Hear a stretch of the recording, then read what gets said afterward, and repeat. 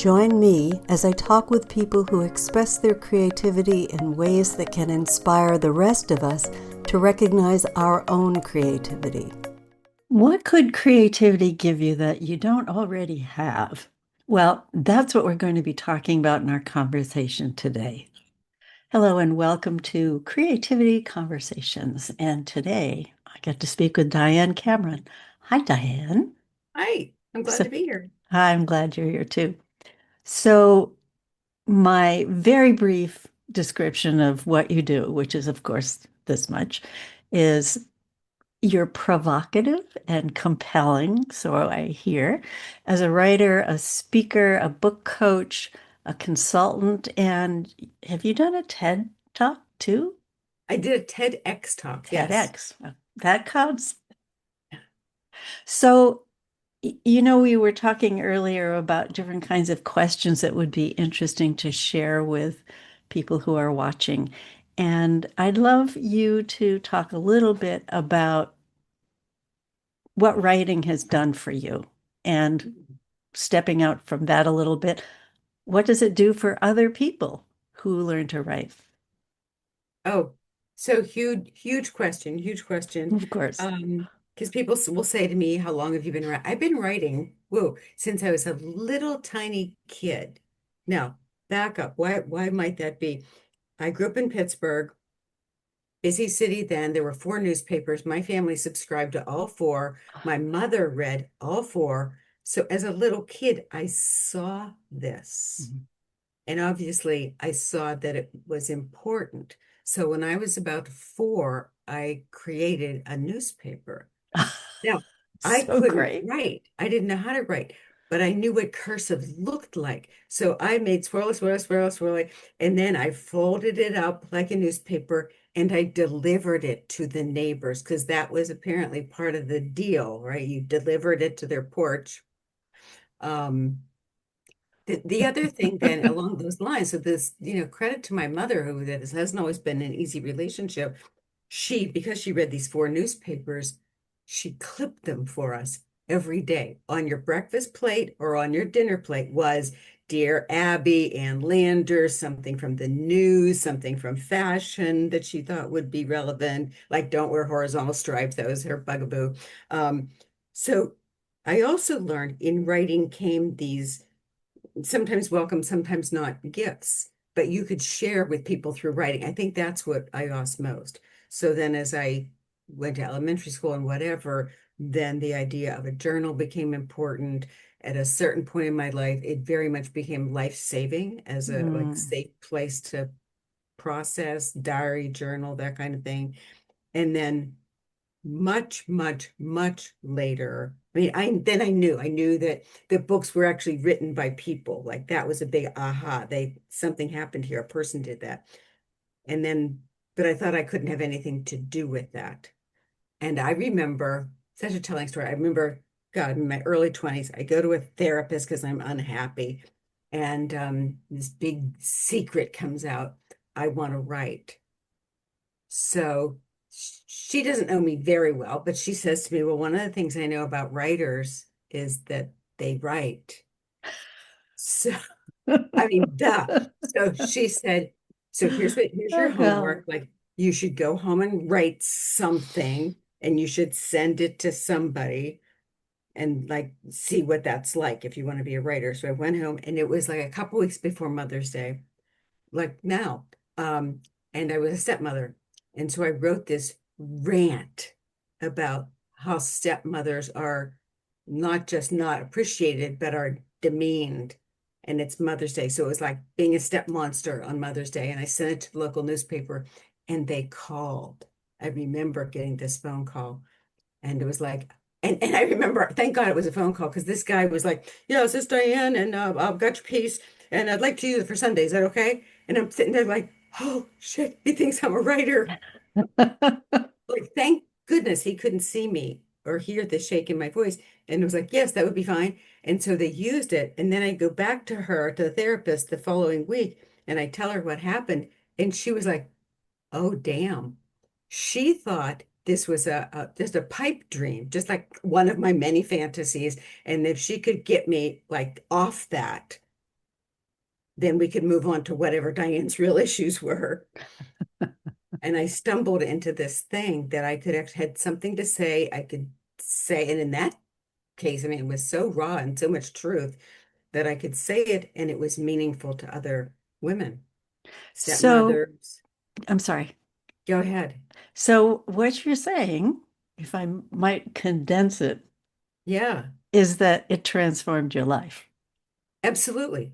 Absolutely.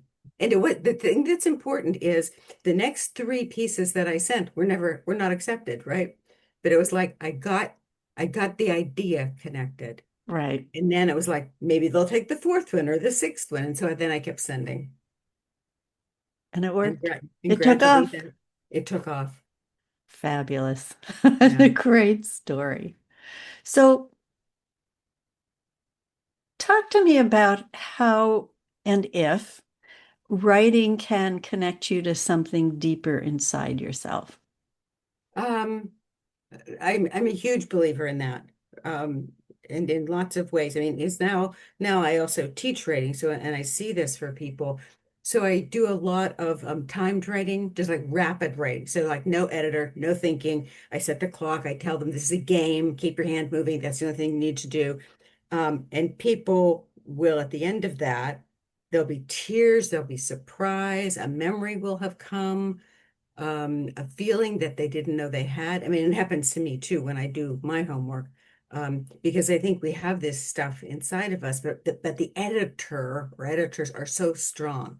That's not nice. You can't say that about people. You can't tell that secret about yourself.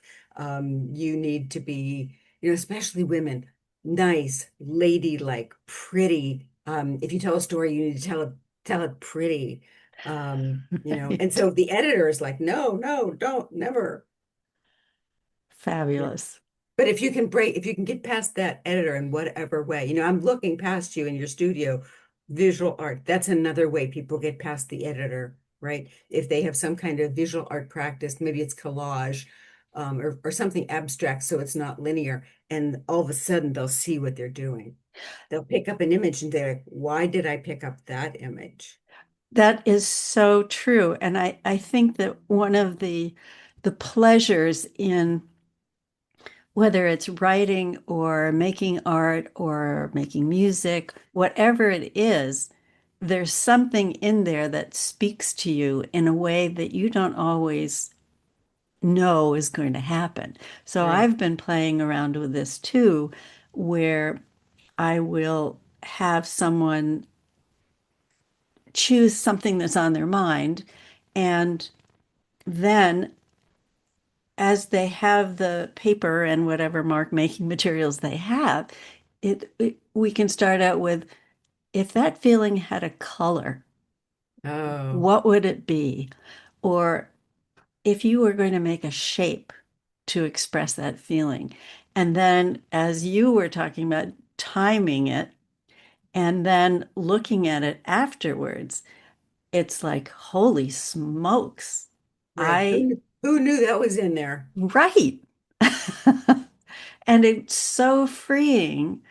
I think whether you're, as long as you turn that editor off, Right, because we all have the judgment. Who are right, you to create anything other right. than dinner? You know? It's great, right. Well, one of the things I say when I teach a writing class, I worked in mental health a long time, so I knew the truth of this. Like when we talk about people who hear voices, we think, oh, that's schizophrenia. That's a bad thing. And I always say to people, we all hear voices. The bad news is most of our voices is you can't say that, you can't do that, you're not a writer, you're not an artist, Yeah. you're not fashionable.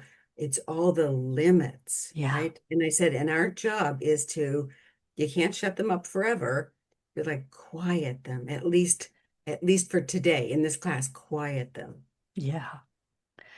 I remember uh, years ago in an article in Oprah magazine, there was something addressing this same issue about all the limitations that we hear and then we decide they're true for me.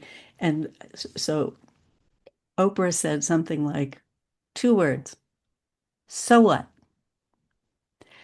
And then much later, I heard somebody say, really? Watch me. It's defiant, but it's freeing. Right. You know what I like so what? That's much better than like shut up or voice go away. It's like, okay. Well, it's advice I gave.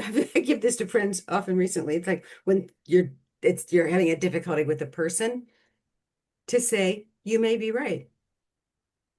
That doesn't mean they're right. That doesn't mean you're wrong. But it's like it'll change the dynamic in a second. You Yeah, you may be right. yeah. Or as Liz Gilbert says about fear, you can sit in the back seat, but you can't be the I'm driver. driving. Right? Her book, Big Magic, is a treasure.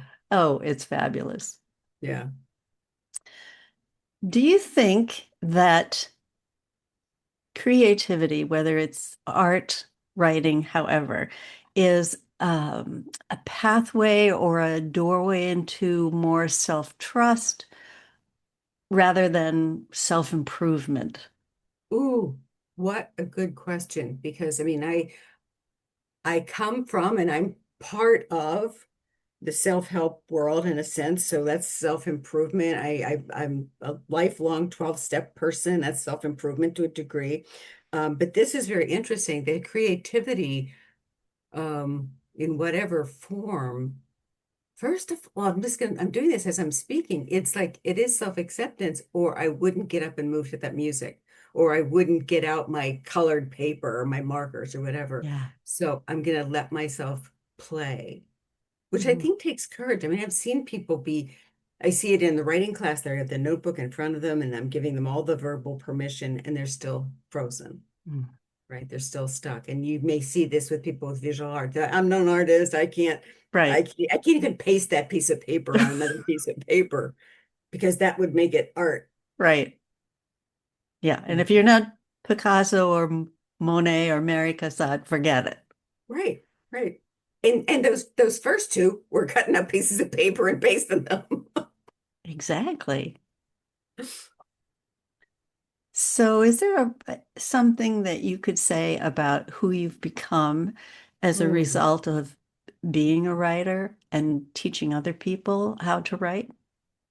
Um, I think I've gotten braver because Mhm. I've begun to trust in that very, very early experience, which I wasn't replicated as dramatically, that when I wrote about the difficulty of being a stepmother, and lots of people responded.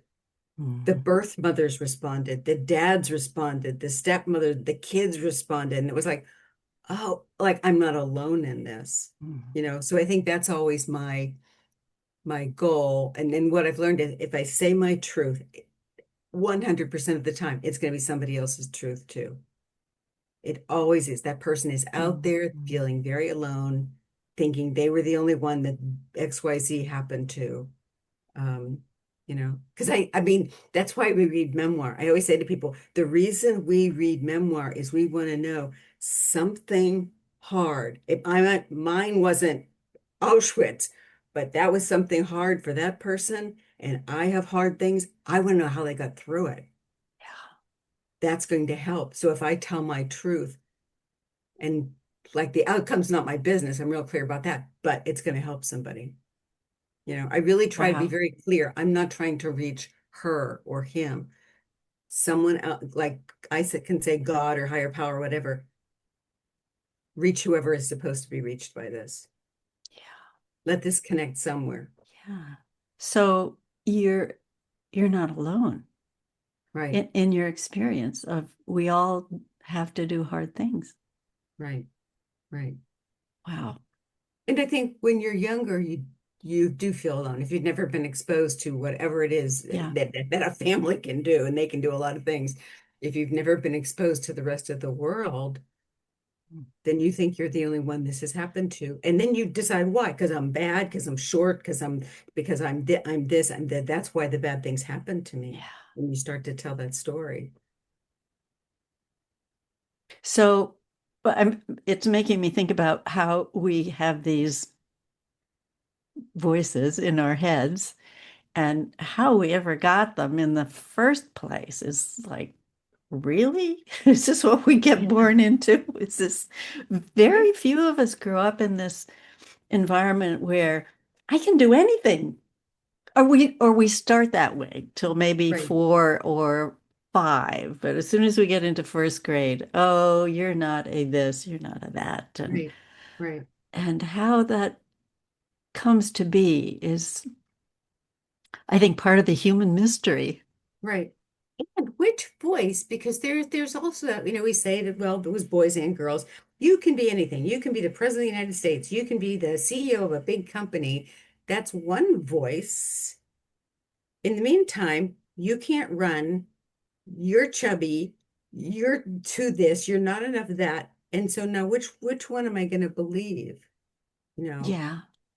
So, so true. So what do you think people miss out uh, about their own inner lives if they believe those voices that they can't write or they can't make music or art or poetry? I think anything. I mean, it could be therapy would be the most traditional piece. But anything that teaches self-examination, and that could be like morning writing, or that Hmm. could be certain spiritual practices, right? That let us get quiet enough to go inside, right?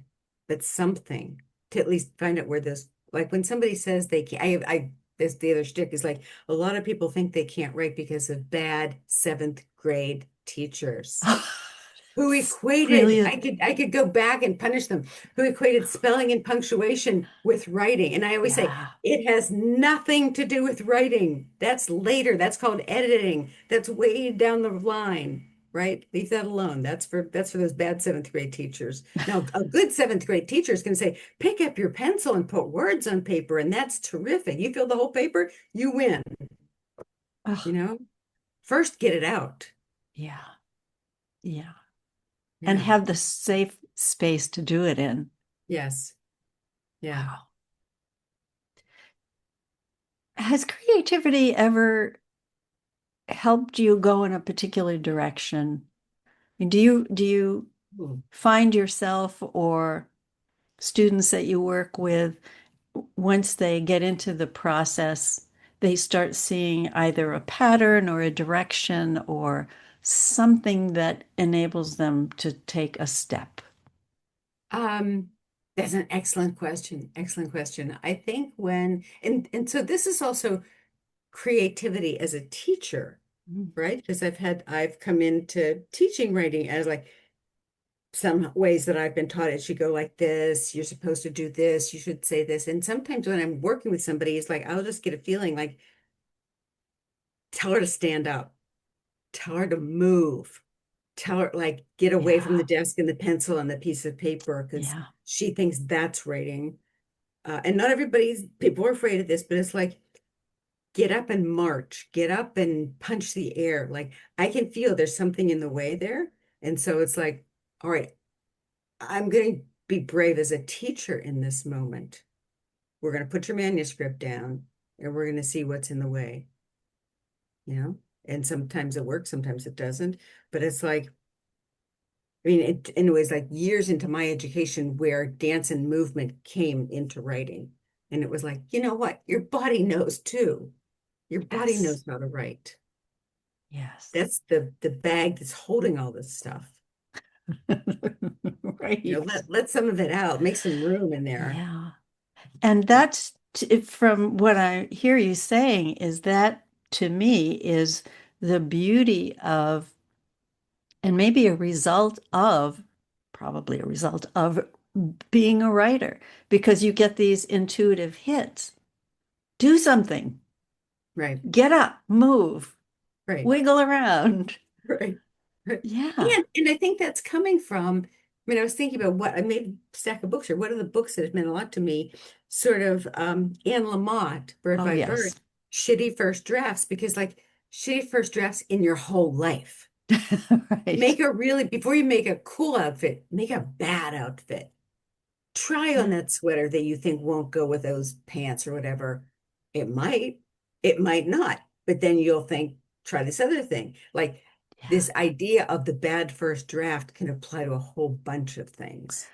And it's so freeing, right? It's Because very, when you do it, I can think of things that I've done that it was it was so liberating to make a mess yeah, yeah, first and yeah, say, "Oh, I survived." right. And And now that's I probably have something else to say. the thing that I see with folks who are writing their book, their memoir, is um, that that tightness. Like, Hmm. I'm going to write this book, and here's the idea that I have, and I'm going to stick to it no matter what. Well, you know what? Don't stick to it. If it's yours, it's going to happen. There's no question about it. But you might be missing like an essential part of the story, or somebody that you thought was a minor character, so you're not going to let them in. If you played around with it a little bit, there something might pop up, a memory. There was a reason you noticed that lady at CVS. She's going to turn out to be a factor in this, right? Like those minor conversations we have in our day. Yeah. I don't know why this reminds me of a story of what people notice. There's a very famous research study where people are asked to watch a video of guys passing a basketball around, and in the background is a gorilla walking across the stage, and very few people recognize the gorilla. They don't even have a clue that it was ever there. Because And they're then so they busy. because they're so busy on what they think needs attention. And I think your point is so well made is that so much of the time, regardless of what medium we're playing with, we have this pretty narrow window of who's in and who's out. That is such a great story, and it's making me think, what if I asked myself, what if we asked ourselves at the end of each day, where were the gorillas?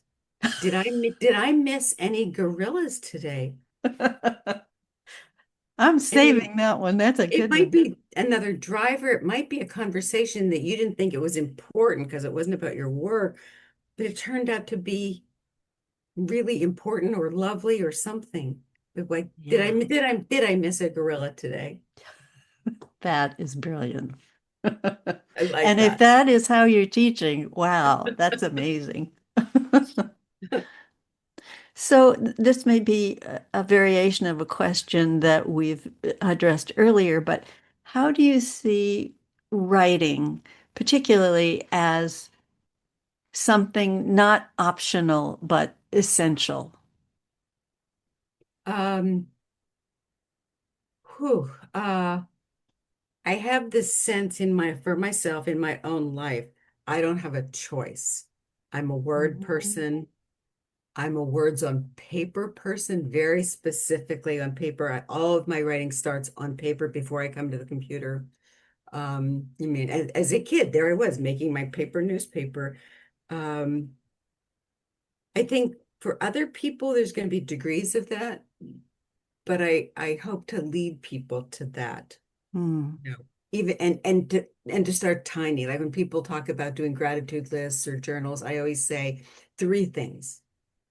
3 to 5 things, not a dozen things. Or if you're learning to journal, no more than one. You're not allowed to do more than one page because we know what happens. You get to the end of that page, you're like, but. And it's like, oops, sorry, save that for tomorrow. Like I think that was Hemingway was like, stop at either at a certain time or a certain word count, even if your pen wants to keep moving, you put it down because the next day you want to get back to it.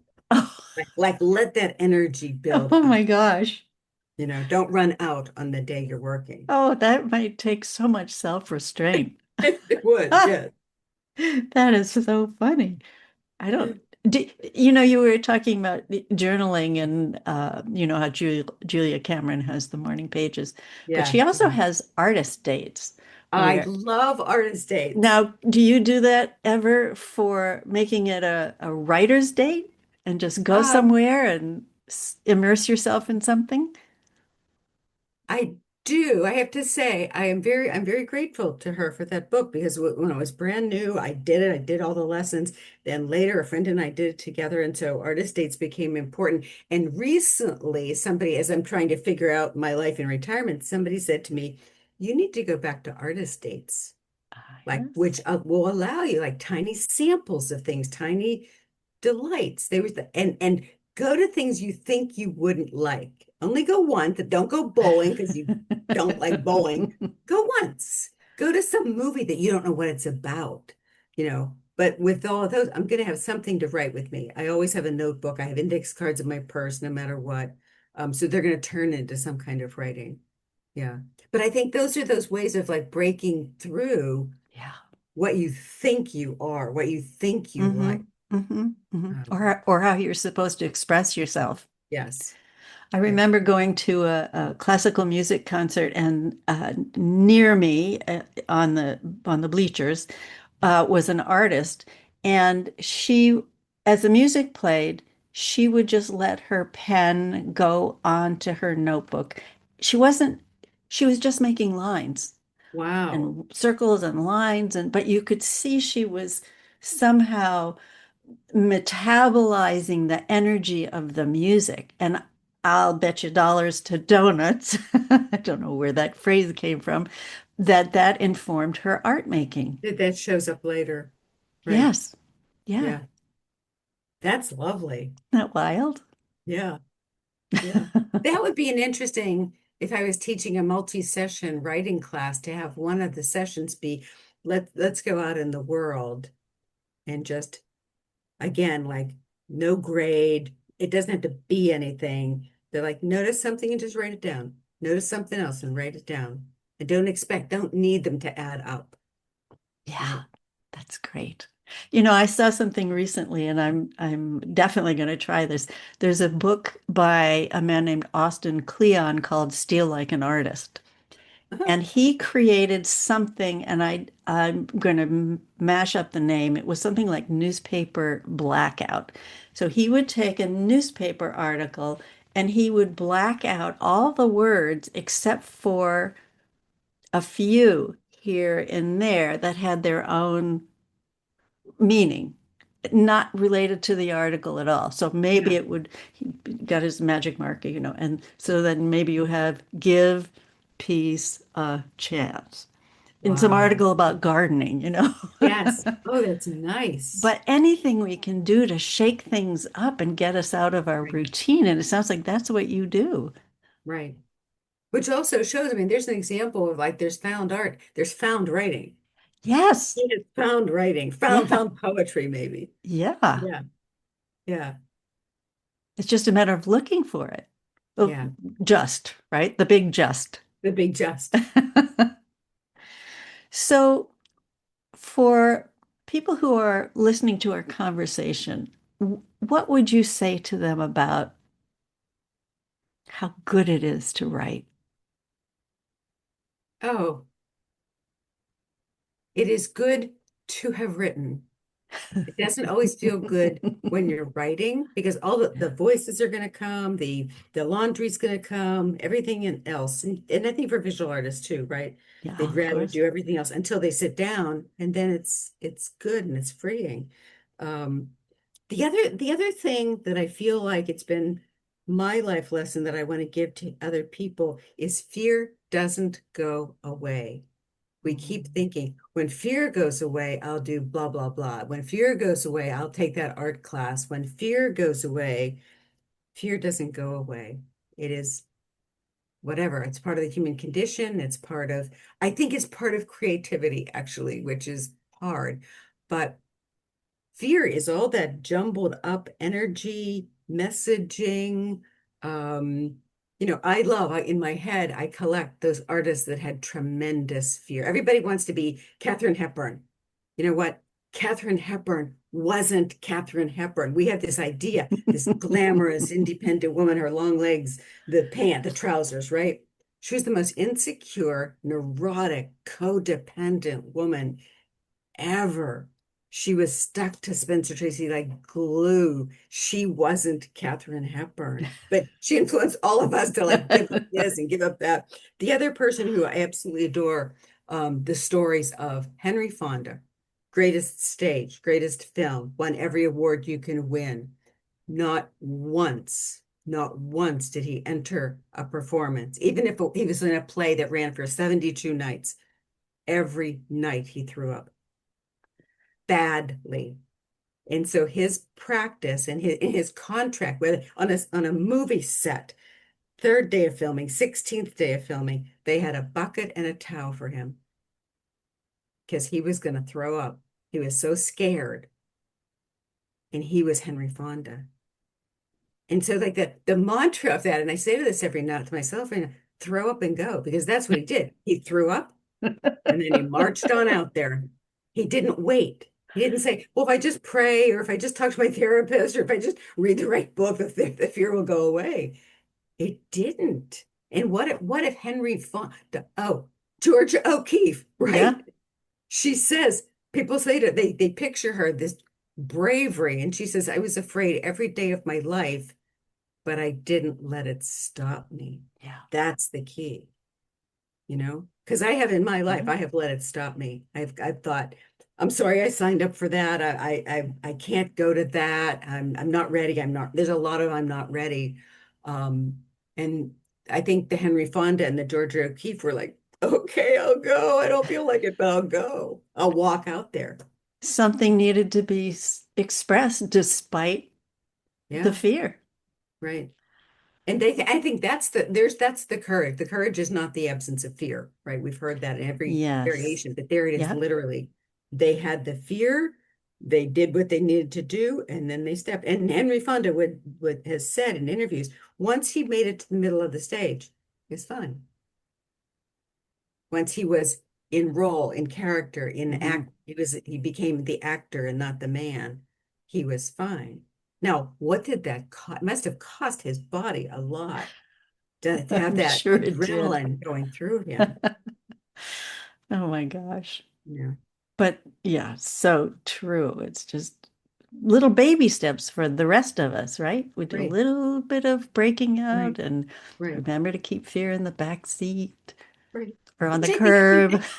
what Julia Cameron either stumbled on or the brilliance of that was she gave us lots of baby steps, morning Yes. pages, artist dates, Yeah.